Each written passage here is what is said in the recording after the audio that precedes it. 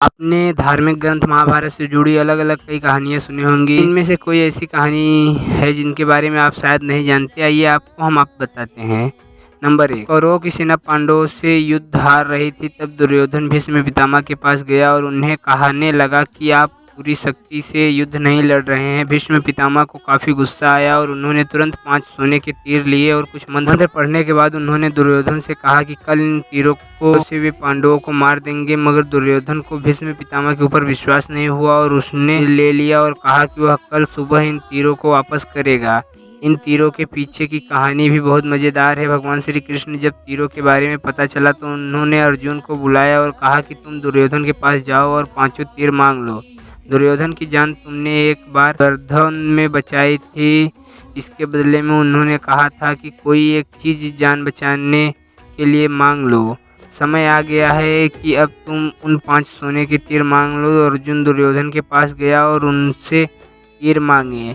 क्षत्रिय होने के नाते दुर्योधन ने अपने वचन को पूरा किया और अर्जुन को तीर दे दिया।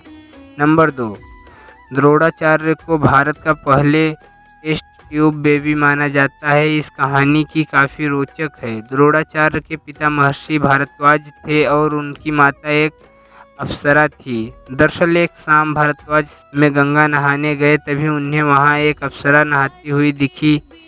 ऋषि मंत्र मुग्ध हो गए और उनके शरीर से शुक्राणु निकला, जिसे ऋषि ने 1 मिनट में बर्तन में जमा करके अंधेरे में रख दिया। इसी से द्रोणाचार्य का जन्म हुआ।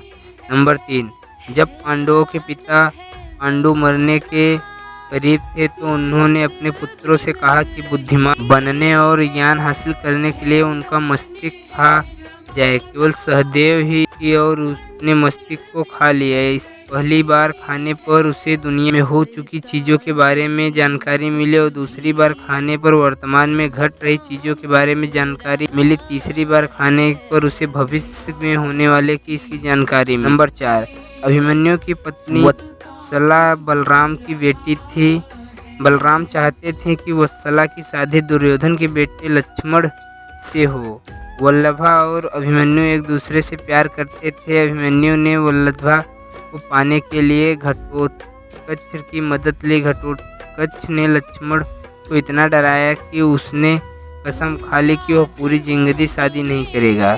नंबर 5, अर्जुन के बेटे इरावन ने अपने पिता की जीत के लिए खुद को बलि दे दी। बलि देने से पहले उसकी अंतिम इच्छा थी कि वह मरने से पहले शादी कर ले, मगर इस इच्छा के लिए कोई भी लड़की तैयार नहीं थी, क्योंकि शादी के तुरंत बाद उनके पति का मरना था।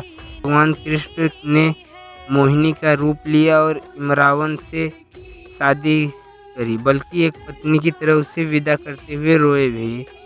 नंबर 6, सहदेव जो अपने पिता का मस्तिष्क खाकर बुद्धिमान बना था, उसने भविष्य देखने की क्षमता थी, इसलिए दुर्योधन उसके पास गया और युद्ध शुरू करने से पहले उससे सही मुहूर्त के बारे में पूछा। सहदेव यह जानता था कि दुर्योधन उसका सबसे बड़ा शत्रु है, फिर भी उसने युद्ध करने का सही समय बताया।